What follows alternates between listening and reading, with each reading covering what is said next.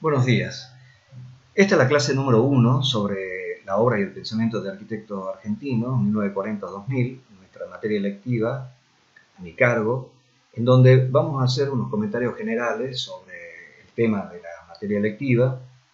Ya hemos realizado 2 videos anteriores, uno sobre el programa de la materia y el otro sobre los comentarios de la bibliografía.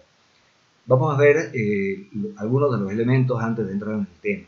La idea es que ustedes van a tener unos videos que tratan la evolución de la arquitectura argentina a lo largo del siglo XX. Estos son algunos de los afiches que nosotros hemos utilizado en el dictado de la materia electiva en años anteriores, en donde hay una búsqueda muy fuerte hacia lograr que los alumnos que cursan la carrera de arquitectura tengan un conocimiento mucho más preciso de lo que pasó en el país. Lo que pasó en el país con la arquitectura nuestra, la arquitectura argentina. En ese sentido, tenemos que abrir la mirada hacia las principales obras, hacia los principales arquitectos. Es muy bueno conocer lo que pasó en nuestra zona, en nuestra región. Por eso es que nos preocupa que esa mirada tenga una mirada también abarcativa, que no sea solamente una mirada hacia lo nuestro, sino entender lo que pasa en el mundo. Y lo que pasa en el mundo está permanentemente ligado con lo que pasa en nuestro territorio. Pero no debemos olvidar qué posición ocupamos nosotros dentro de ese mundo. Si ustedes se fijan en esta imagen, que era muy conocida hace unos años, en donde se comenzaron a tener estas imágenes de satélite viendo cómo se producía el movimiento durante la noche y qué zonas de nuestro planeta tenían actividad. Bueno, ustedes pueden darse una idea de dónde están los mayores puntos luminosos. Nosotros estamos ubicados en este punto rojo que está acá, en donde tenemos nuestra propia realidad latinoamericana muy particular y tenemos una relación básicamente central en nuestro continente. Y esa relación es conveniente también analizarla históricamente, cómo se fue dando. En un comienzo acá están las vías de comunicación que tenía el Imperio Inca. Si ustedes se fijan por dónde pasaban esas relaciones de vinculación, de rutas, de caminos y demás. Luego, durante la conquista española, cómo se fueron dando esas relaciones a partir de los puertos de exportación de riqueza y de minerales. Luego, cómo se fue dando a partir de la lucha de la independencia y qué relación hubo entre las principales zonas de América Latina, hasta llegar básicamente a fines del siglo XX, en donde aparece la necesidad de tener un trasvasamiento comercial entre el Atlántico y el Pacífico con las famosas rutas del Mercosur. No podemos tampoco dejar de lado esa mirada que está marcada como sello de nuestro fundador de la universidad, el doctor Juan Beterán, Pede sin terra, accidera viso. Es decir, tenemos que tener clara conciencia de dónde estamos parados, dónde estamos ubicados, cuál es nuestro deber inmediato, pero a su vez tenemos que mirar a las estrellas, mirar al cielo, porque no podemos aislarlos de lo que nos pasa alrededor. Y esto es también una imagen muy actual en relación a lo que hoy está sucediendo, lo que nos está tocando de cerca, de lo que nos lleva a hacer este dictado casi en forma virtual a partir de lo que está sucediendo con la pandemia a nivel mundial. Si ustedes se fijan, esta es una imagen que tiene que ver con la conectividad de los vuelos aéreos en todo el mundo, la conectividad de todo el planeta. Básicamente está todo el planeta conectado, por lo tanto las posibilidades hoy de lo que estamos viviendo, básicamente no hay ningún punto en que va a estar aislado de esta situación. Es por eso que tenemos que mirar hacia el futuro con una mirada crítica, con una mirada de cuidado, con una mirada de saber cuidar también lo que tenemos. Y por eso es que queremos enfocarnos en nuestros arquitectos, en los arquitectos que nos han señalado caminos, en los arquitectos que tenemos cerca, en los arquitectos que tenemos en nuestras ciudades, los arquitectos que tenemos en toda la Argentina, no tan solo los que están en Buenos Aires, sino muchos que han realizado una muy buena obra de arquitectura en otras provincias como Córdoba, como Mendoza, como Rosario, y las ciudades que podamos visitar y las que podamos estudiar y analizar, siempre de tener la mirada sobre aquellos que han dejado una obra de valor. Por eso es que los invito a que realicemos una mirada crítica sobre nuestra arquitectura argentina. Esta es la página que nosotros vamos a trabajar. La tesis es la que nosotros también manejamos en el taller de proyectos. Es decir, sin cultura arquitectónica no hay proyecto posible.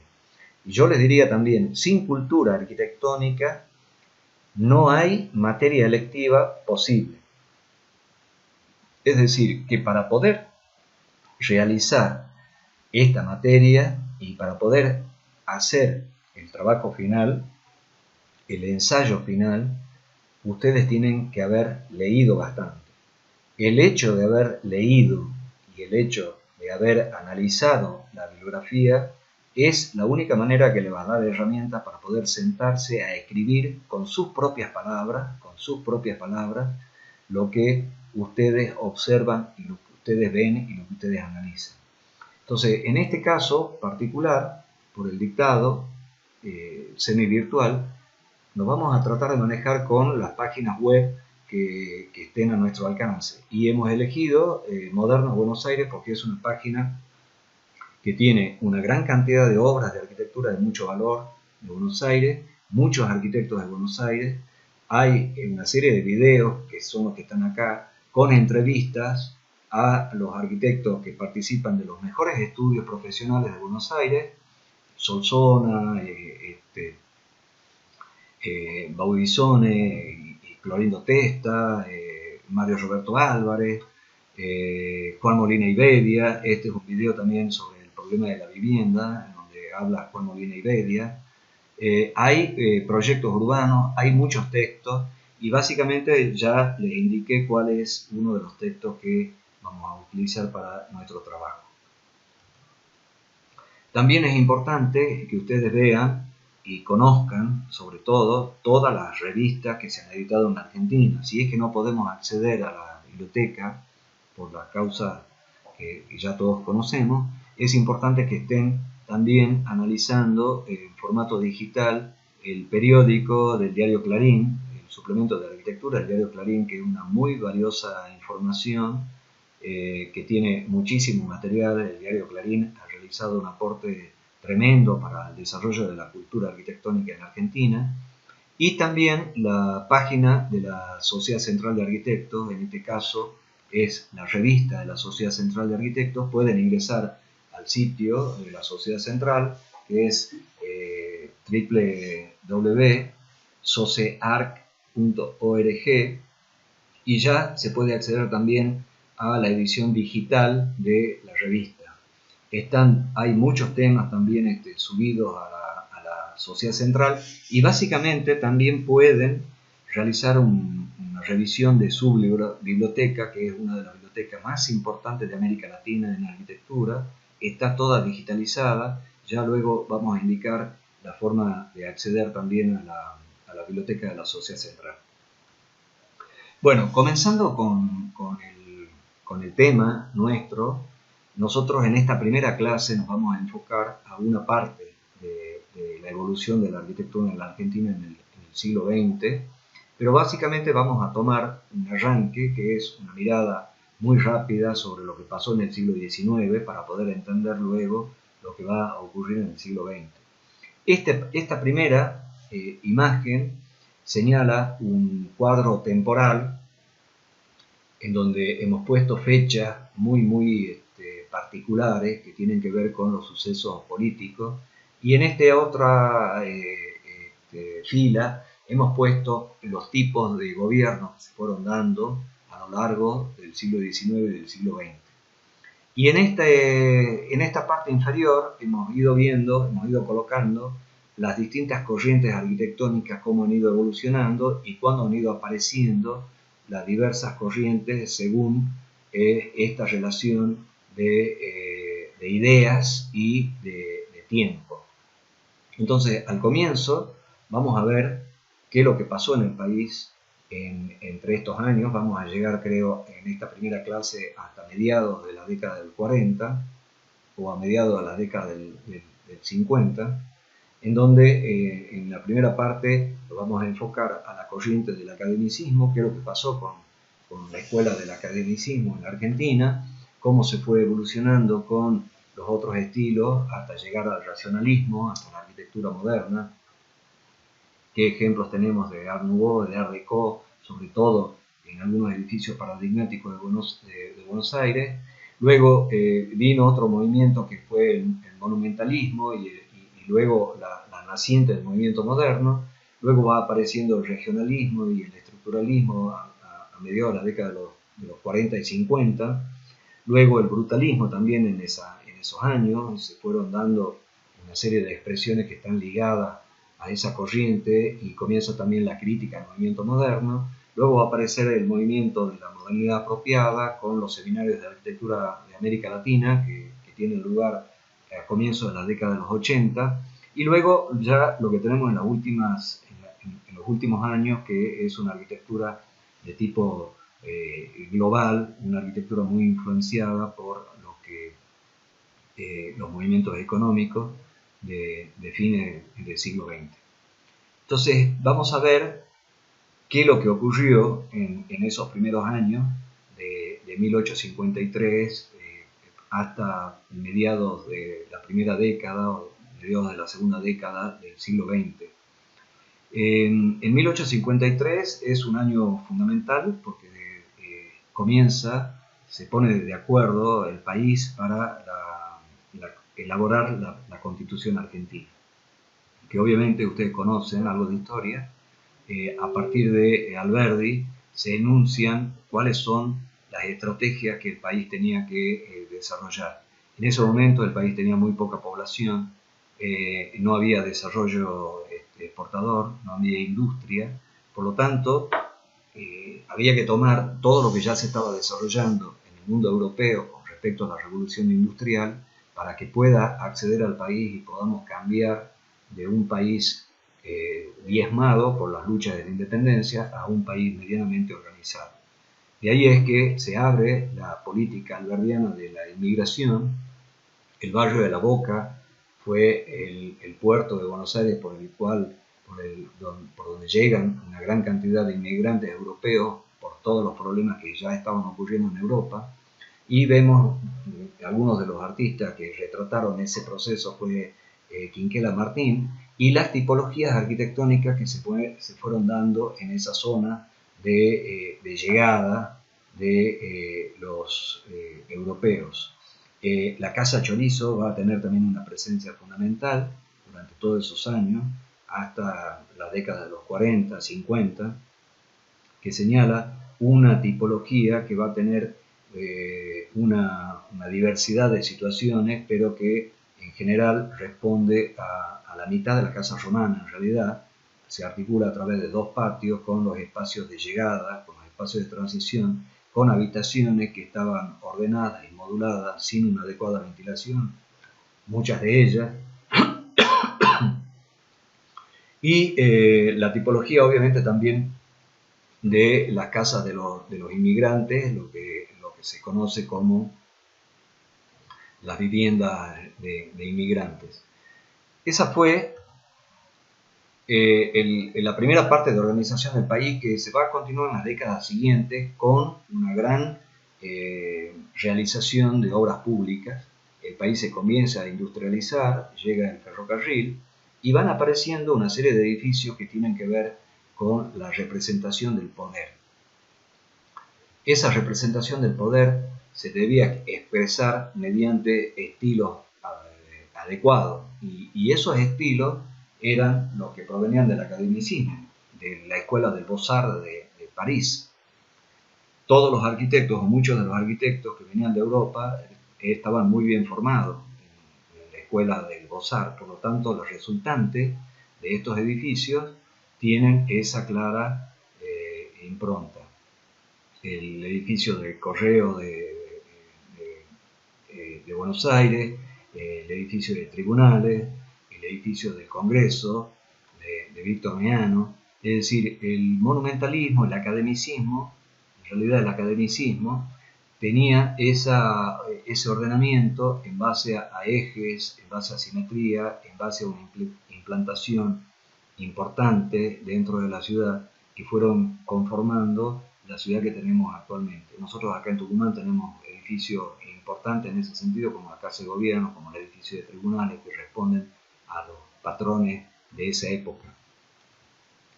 Y también la gran cantidad de edificios y palacios particulares, ¿no? Entonces, en la primera década del siglo XX, aproximadamente en 1914, el país pasa de tener estos datos, pasa de tener en 1870 el 1.750.000 habitantes, de los cuales el 30% viven en ciudades, y en 1914 pasa a tener el 7, casi 8 millones de habitantes.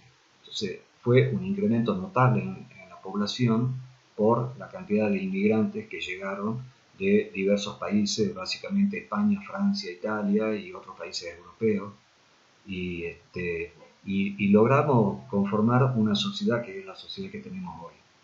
El ferrocarril tiene también una importancia decisiva para conformar a la Argentina como uno de los países principales en el mundo por su posición agroexportadora. Recuerdan que el mundo estaba en guerra a mediados de la década de 1910, 1914, y eso conlleva a una gran necesidad de tener alimentos. Argentina se posicionó como un gran país agroexportador por el desarrollo básicamente del ferrocarril en esos años y la influencia básicamente de un país como Francia, que fue el centro de la cultura del mundo en el siglo XIX. De ahí es que la presencia de toda esa arquitectura es muy evidente prácticamente en todas las ciudades de América Latina, en todas las ciudades incluso de la Argentina. Y también se dan estas situaciones como únicas en América Latina, de una ciudad planificada, como la ciudad de La Plata, del gobernador Dardo Rocha en 1882, y se concursan todos los edificios públicos, concursos internacionales. Eso es lo que tiene hoy la ciudad de La Plata en su trazado, en la ciudad de las Diagonales, una postura muy, muy particular en cuanto a que también, junto con Brasilia y otra ciudad probablemente de Estados Unidos, son Washington, creo, son los casos de ciudades planificadas. Planificadas en realidad fueron todas las que fueron también fundacionales, pero nos estamos refiriendo a esta planificación de ciudades ya que corresponden al siglo XIX. Bueno, esta es la imagen que tenemos de los edificios de esta época, la famosa Avenida de Mayo en Buenos Aires, con el centro del Congreso de la Nación como un eje articulador, como una imagen muy fuerte de la ciudad de Buenos Aires, el famoso edificio del Palacio Barolo de Mario Palanti, corresponde a los años 1919-1923. La Avenida de Mayo constituye el reflejo de lo que pasó en el país en toda esa época. Nos acercamos ya a un periodo muy particular que fue 1930. Todo este periodo lo podemos llamar liberal democrático.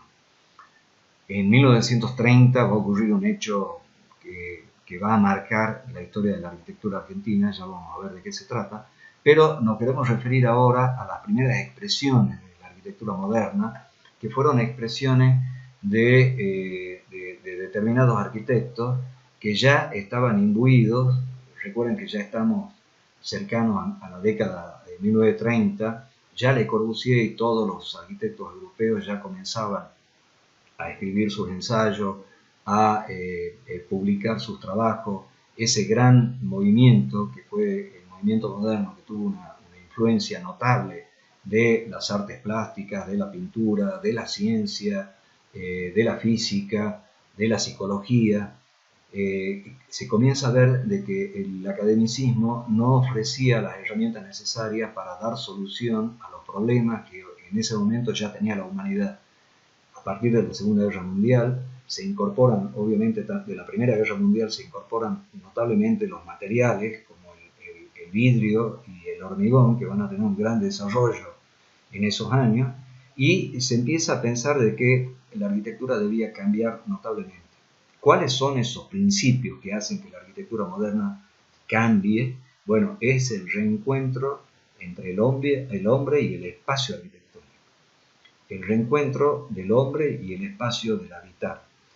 Por eso es que la arquitectura que se va a desarrollar, sobre todo en esas décadas, parten del problema de la vivienda. La vivienda va a ser el gran detonante para encontrar los nuevos caminos de la arquitectura moderna, las nuevas formas y las nuevas maneras de realizar los tipos de vivienda, los diferentes tipos de vivienda, por la gran demanda que se suscita a raíz de los problemas de Europa, que tienen que ver con revoluciones y tienen que ver también con la Primera Guerra Mundial.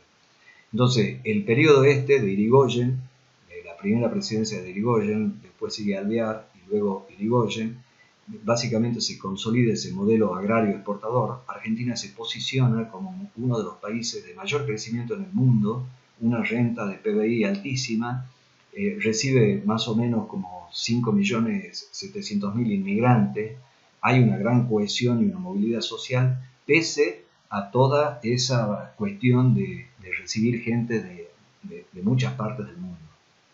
Hoy vemos un mundo absolutamente cerrado, muy abierto a las relaciones comerciales, pero muy cerrado a las migraciones, paradójicamente. Sin embargo, Argentina en ese momento fue uno de los países que estuvo más abierto a la recepción de Europa. En este caso, en las imágenes vemos dos antecedentes muy interesantes. La casa de Victorio Ocampo, realizada por el arquitecto Bustillo, que paradójicamente fue un gran arquitecto del academicismo, y Victorio Ocampo lo eligió para hacer arquitectura moderna. En uno de los primeros ejemplos, no es muy feliz el resultado, como lo que fueron en México, por ejemplo, o en Brasil, pero hay grandes búsquedas, como por ejemplo la ciudad azucarera, realizada por nuestro comprovinciano Alberto Previch en 1925, en donde ya se empieza a notar esa simpleza volumétrica. Luego se va a dar un movimiento muy, muy importante en 1930, que es la llegada de Le Corbusier a la Argentina. Y paradójicamente también se va a producir el golpe, la ruptura democrática, la caída del gobierno de Irigoyen, y se va a pasar de ese periodo liberal democrático a un periodo conservador nacionalista, en donde va a tomar clara influencia lo que va a suceder en Europa con las corrientes autoritarias del fascismo y del nazismo.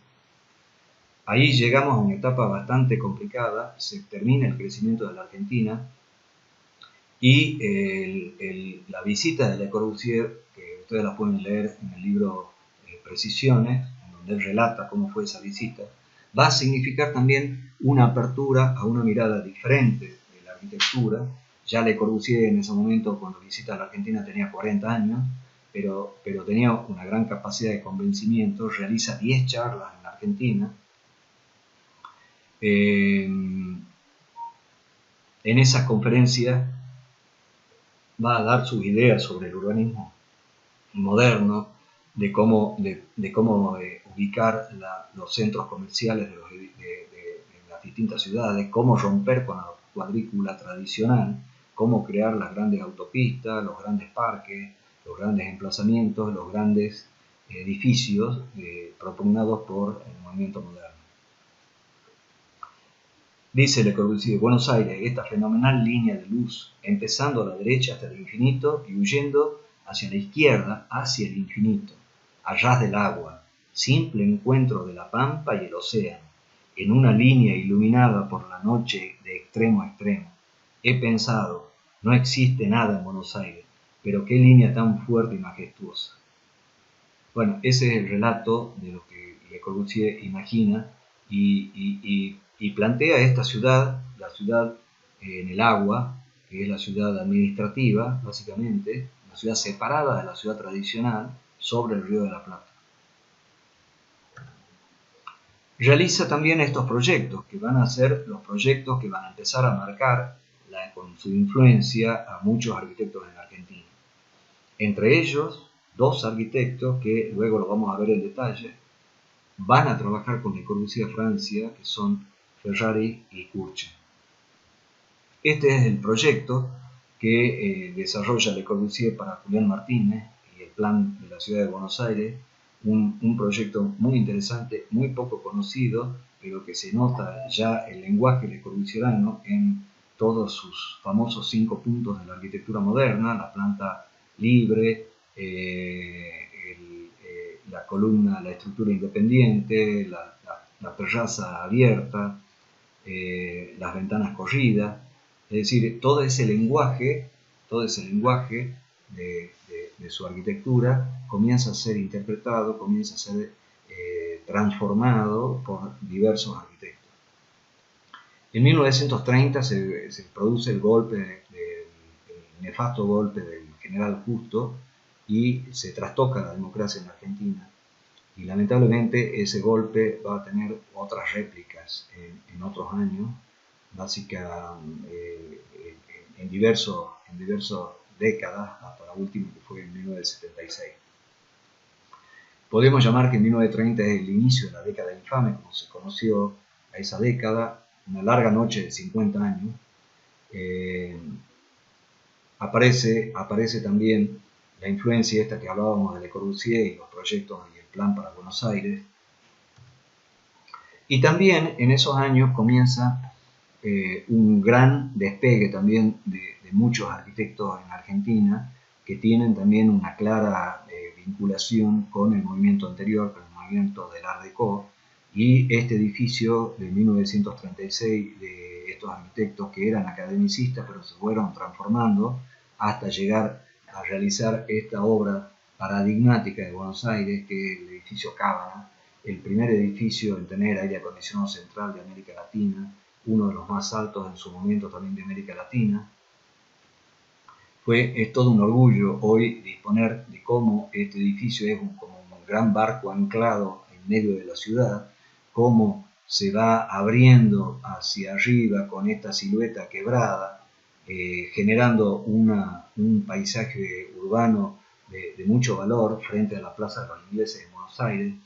Van a aparecer edificios o monumentos como estos, realizados por Alberto Prebisch, el obelisco, la apertura de las grandes avenidas de Buenos Aires, la avenida 9 de Julio, que fue una operación de regeneración urbana tremenda. Por lo tanto, la evolución en esos años, a partir de la influencia de Le Corbusier, va a generar todo un movimiento que lo vamos a ver en la clase que viene, en las imágenes que vienen, a partir de la influencia de Ferrari, Hardoy, Bonnet y Kurchin. Como decíamos, ellos trabajaron con Le Corbusier a partir de 1936, 1939, entre 1936 y el 1939 se produce la guerra civil en España. Por lo tanto, Bonnet, que era español, al finalizar la guerra civil española, ellos estaban trabajando en París y deciden regresar a la Argentina, se hacen muy amigos con Ferrari, Hardoy y Kurchin, por lo tanto regresan los tres a la Argentina y van a abrir en 1937, se produce el primer manifiesto de lo que nosotros llamamos el Grupo Austral. El Grupo Austral fue el grupo que de alguna manera introdujo la arquitectura moderna en la Argentina. Lo integraron también varios otros arquitectos. En este momento no vamos a hacer mención a todos, pero fue un movimiento muy importante, entre ellos Jorge Vivanco, un profesor de la Escuela de Tucumán, un profesor fundador de la Escuela de Tucumán. y realizaron diversos proyectos, el famoso sillón BKF, uno de ellos, el Atelier para Artistas en Buenos Aires, entre otras varias obras. Pero sin embargo, la corriente del academicismo va a continuar su presencia, una presencia en donde el academicismo también respondía con mucha inteligencia a las diversas regiones del país. Y en ese sentido, el arquitecto Bustillo fue un arquitecto muy representativo, muy fuerte del academicismo. En este caso es el Hotel Yao Yao en Bariloche, en donde básicamente es una arquitectura que es muy similar a la arquitectura del norte de Europa, de cualquier país del norte de Europa. Sin embargo, aparece como una arquitectura que se relaciona adecuadamente con el paisaje de Bariloche. Hay, por lo tanto, esa convivencia, una convivencia amistosa y también combativa entre la persistencia del academicismo y los comienzos de la arquitectura moderna. Estos dos ejemplos muestran esa convivencia. En la parte de abajo está la Rambla de Mar del Plata, un edificio muy interesante de Alejandro Bustillo, en donde un edificio que nosotros le llamamos ahora plurifuncional en realidad, un edificio que tiene alojamiento para oficinas, para hoteles y en la parte baja comercios, confiterías, diversos servicios, enfrentado hacia una zona paradigmática de la ciudad de Mar del Plata, abierta hacia el mar, abierta hacia las principales playas, en donde se relaciona también con un espacio abierto hacia la plaza posterior, un edificio que es una gran masa, un edificio con mucha fuerza de lo público y que dentro de esa rigurosidad del academicismo tiene alto valor urbano. Por lo tanto, no todo lo que hizo el academicismo es criticable, siempre tiene también algunos rasgos importantes en cuanto a presencia, majestuosidad, significado, manejo de la escala urbana, y también la arquitectura moderna va a tener como dos vertientes muy fuertes, los edificios en altura y la arquitectura doméstica, es la revolución de la arquitectura familiar, la arquitectura de la familia, la arquitectura de la vivienda. Este caso es el de Bonetti en la costa de Uruguay, donde también aparece la obra de Dieste, la famosa casa ubicada cerca de Punta del Este. Estamos a mediados de la década del 40,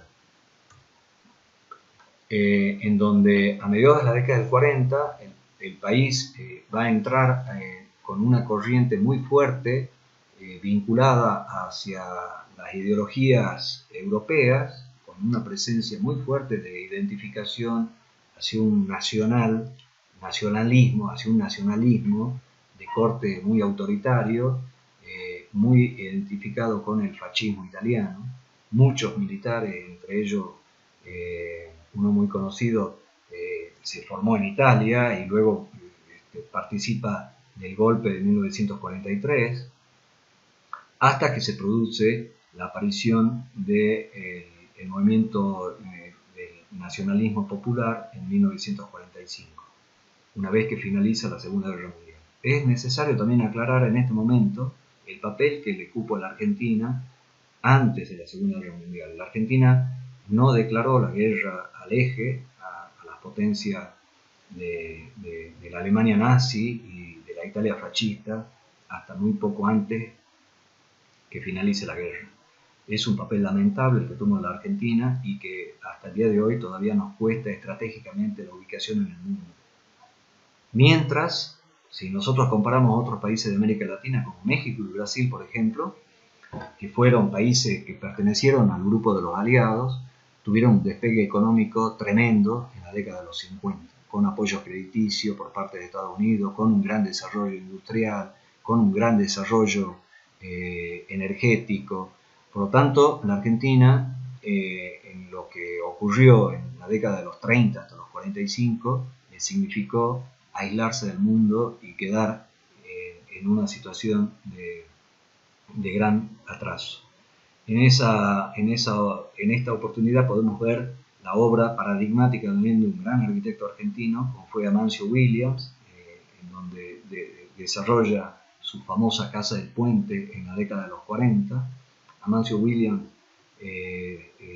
era hijo de un gran músico y compositor, pianista, y esta es la casa que desarrolla para su familia, para sus padres en realidad, la famosa Casa del Puente, en donde logra ubicar esta vivienda, una de las viviendas más importantes que se realizan en el mundo como tipología de vivienda.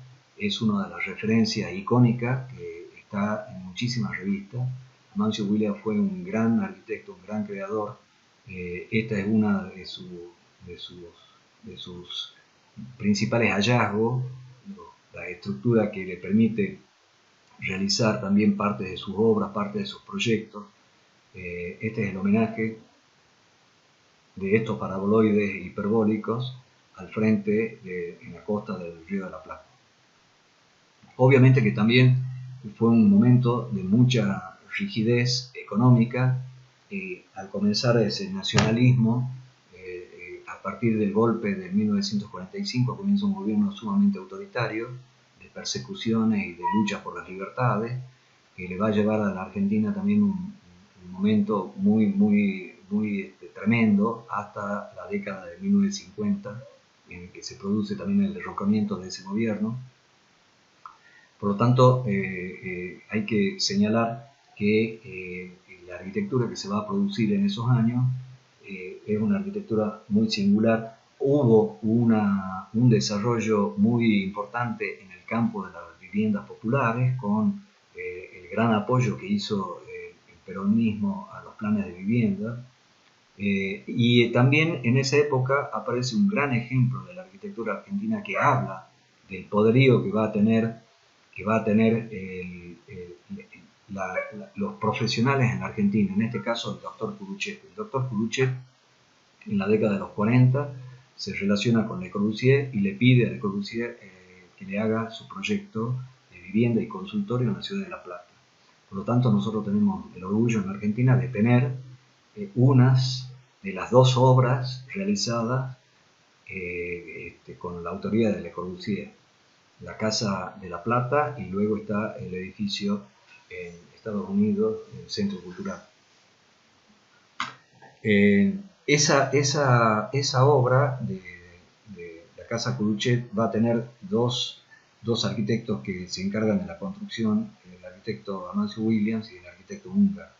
Está también documentada cómo fue esa relación en el libro realizado por Francisco Lierno, La Red Austral, que es un documento muy valioso, muy interesante, que relata toda esta época de lo que hizo la Red Austral. Entonces, la Casa Curuchet como una de las construcciones paradigmáticas de esa época, de 1948-1953. Y se va a producir una historia muy cercana a la nuestra, que es la llegada de los arquitectos del Grupo Austral, de parte de los arquitectos del Grupo Austral a Tucumán. Y así vamos a dar inicio a un momento muy particular de la historia de la enseñanza de la arquitectura moderna en la Argentina, como es la creación de nuestra Escuela de Arquitectura y luego Instituto de Arquitectura y Urbanismo y luego Facultad de Arquitectura. ¿Qué es lo que pasó en esa época? No nos vamos a detener ahora. Ustedes pueden revisar los trabajos que hemos hecho referente a eso. Pueden consultar mi tesis de doctorado también, que he trabajado de este tema. Yo me ocupé de la herencia de la Escuela de Tucumán. Pero básicamente ese fue un momento muy interesante que tiene que ver con la llegada de dos corrientes de pensamiento, de la corriente nacional, de los arquitectos del Grupo Austral, donde estaba Eduardo Sacriste, donde estaba Jorge Vivanco, Eduardo Catalano, Alberto Lepera, Oneto, y luego la corriente europea que las conforma Enrico Tedeschi y Chino Calcaprina. Tucumán se va a posicionar en 1947 como una escuela de avanzada, porque va a ser una de las primeras escuelas en América Latina en enseñar la arquitectura moderna. Ese posicionamiento, a través de estos grandes arquitectos, sobre todo Eduardo Sacliste, que ya había estado en Estados Unidos, ya había trabajado en Estados Unidos, había estado becado en Estados Unidos, que tenía contacto con muchos arquitectos de afuera, va a posicionar, y obviamente también el resto de los arquitectos, Tedeschi y Calcaprina. No olvidemos que Enrico Tedeschi venía de formar parte de la revista Metron en Italia, que era conducida por Bruno Sevi. Va a posicionar a Tucumán con un nuevo modelo de enseñanza de la arquitectura a partir de la investigación, a partir del desarrollo del proyecto en relación a las necesidades sociales. Eso es un punto de quiebre en las formas de la enseñanza del academicismo. Al academicismo nunca le interesaron los problemas sociales, solamente los problemas de las grandes envergaduras de su arquitectura vinculadas al poder, pero no aparecía que el proyecto surgía como una propuesta de investigación en relación a los datos del contexto, a los datos de una determinada realidad sociocultural. Y así nace el proyecto de la Ciudad Universitaria de Tucumán, que ustedes deben conocer, nuestro blog ubicado en el Cerro de San Javier. Un edificio de una clara monumentalidad, una de las primeras megaestructuras en el mundo, y también hay que mencionar que en esos años convivía otro proyecto muy interesante, que era el proyecto de la ciudad hospital en Orcomolle, donde ahora la universidad tiene una serie de residencias y el edificio de residencias y comedores, en donde se va a dar un movimiento muy particular también con la intervención de arquitectos que vienen de afuera y arquitectos locales. Los que vienen de afuera, entre ellos, es Federico Lerena y Eitel Traine. Eitel Traine, un gran arquitecto de origen santiagueño, que luego va a ser socio de otro gran estudio de la arquitectura argentina, como es Baudizione, Díaz, Letari y Varas. Y otro arquitecto importante que en ese momento era todavía estudiante, que es Mario Soto, que luego fue socio de otro que conformaron el estudio Soto y Rivarola. Y un gran amigo y arquitecto también, bueno, no arquitecto, pero sí artista plástico, Gita Nogués, que formó parte de ese staff de alumnos y estudiantes. Entonces, Ciudad Hospital y Ciudad San Javier son dos proyectos que conviven básicamente en el tiempo, diferentes ambos, diferentes los personajes que intervienen, pero van a posicionar a la arquitectura argentina como un momento muy importante. Tanto que acá estamos con el arquitecto Roberto Segre, un arquitecto de origen argentino, pero que realizó toda su carrera académica, un gran historiador de la arquitectura ya fallecido, en Cuba. Y en cuanto estos arquitectos visitan Tucumán, lo primero que quieren hacer es conocer el blog de la Ciudad Universitaria de San Javier. Bueno, la arquitectura de la década de los 40 y de los 50 va a entender también un primer acercamiento a lo que ha sucedido en el norte argentino, en Tucumán y en los valles calchaquíes. De ahí es que un movimiento muy particular de la arquitectura en la Argentina se comienza a identificar apartándose de los cánones establecidos de la arquitectura internacional, de la influencia de Le Corbusier, de la influencia de Ray, con el movimiento de las Casas Blancas. El movimiento de las Casas Blancas era un grupo de arquitectos integrados Cavelli, Ellis, Iglesias y Berreta, que a partir de diversos recorridos que hacen por el norte argentino, con esa imagen de las capillas que tenemos en el norte y de las construcciones típicas coloniales del norte argentino, empiezan a realizar su propia arquitectura. Esta es la famosa iglesia de Fátima, en donde van a trasladar esa idea de esa arquitectura de la época colonial a esa arquitectura contemporánea, los tejados rojos, los muros encalados, el hormigón también a la vista, manejando una escala adecuada, una escala familiar, una escala de una intimidad diferente. Y el desarrollo que va a tener también, obviamente, las posturas de los maestros del norte argentino, las posturas de Sacriste, las posturas de Vivanco y toda esa gran equipo de gente, de pensamiento sobre todo, van a influenciar a toda la arquitectura argentina en realidad. Bueno, vamos a continuar luego con la parte número 2.